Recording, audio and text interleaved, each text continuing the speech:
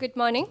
So I'll be talking about precision transplantation and the role of donor-derived cell-free DNA as an early rejection biomarker and immunosuppression modulation tool. So let's go into what is donor-derived cell-free DNA.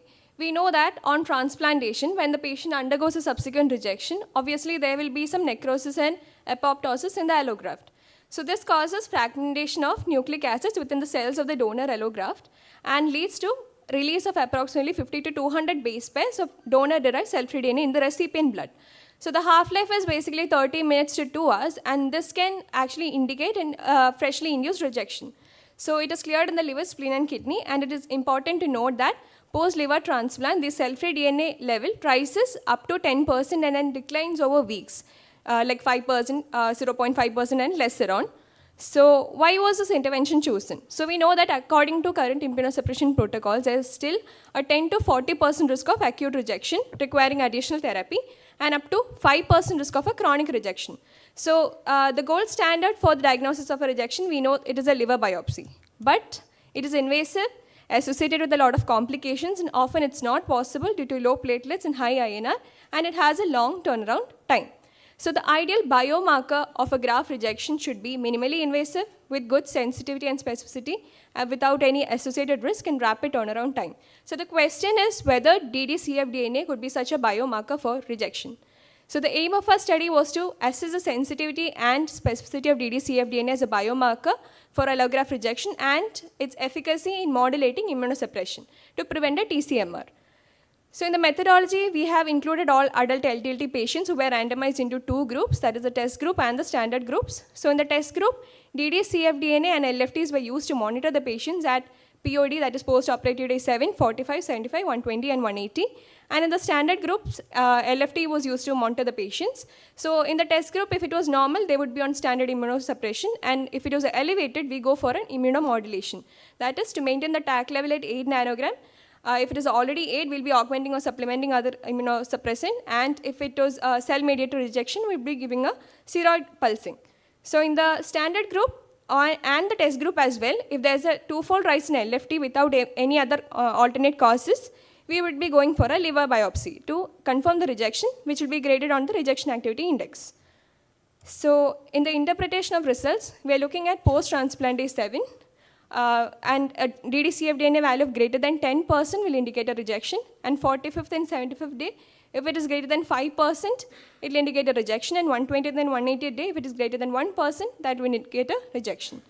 So in the result, we are going to adult LDLT between November 2023 and July 24. So these patients were included in the study, and out of 47, 44 were randomized into two groups, that is 22 in each. And you can see that in the test group, 17 people out of 22 had a normal cfDNA, and it was elevated in 5. So it is also important to note that there was one patient who had a elevated LFT but normal cfDNA, and he was later proven to have a TCMR with a liver biopsy. So in the standard group, out of 22, 2 persons had a twofold rise in LFT, and they also had a liver biopsy done, and it was a TCMR. So the total number of rejections comes to 8, with 6 in the test group and 2 in the standard group. So you can see the time lag between cfDNA rise and LFT abnormalities in the rejection patients. So there were 5 patients with elevated cfDNA, as we already said. So dd-cfDNA values are denoted by the red dot and LFT values with the blue triangle. So in patient 1 and 5, you can see a concurrent rise at POD 7 and 45.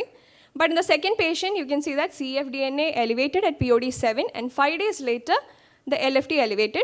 So there's a 5-day gap. And the third patient, there's a 20-day gap. And the fourth patient, there's a 6-day gap. And at POD 45, all the patients had concurrent rise in cfDNA and LFT. So this is the box plot of cfDNA values in rejection and non-rejection patient. There's a significant difference. You can see that non-rejection patient values are represented by the pink box, and the rejection ones by the blue box. So at POD 7, a value of greater than 9% will indicate a rejection, and at POD 45, a percent of 9.33 will indicate a rejection. This is what we have got in the patient values. This is not standard. So comparing dd-cfDNA percent of rejection and non-rejection patients, you can see that rejection patient, which is represented by the blue line, it comes to 16.4 to 2.74 at POD 75. Then it hikes up when the patient undergoes a rejection, and then it comes down to 2.68 once the patient had a treatment. So in the non-rejection patients, it declines over time from 9.23 to 0.86. So here is a sensitivity and specificity graph. That is 16 patients who were true negative. That is, they did not have a rejection, nor were their cfDNA levels elevated. One patient had a false negative. That is, he had a normal cfDNA, but he had a rejection. And 5 patients had true positive. That is, they had elevated cfDNA and rejection as well.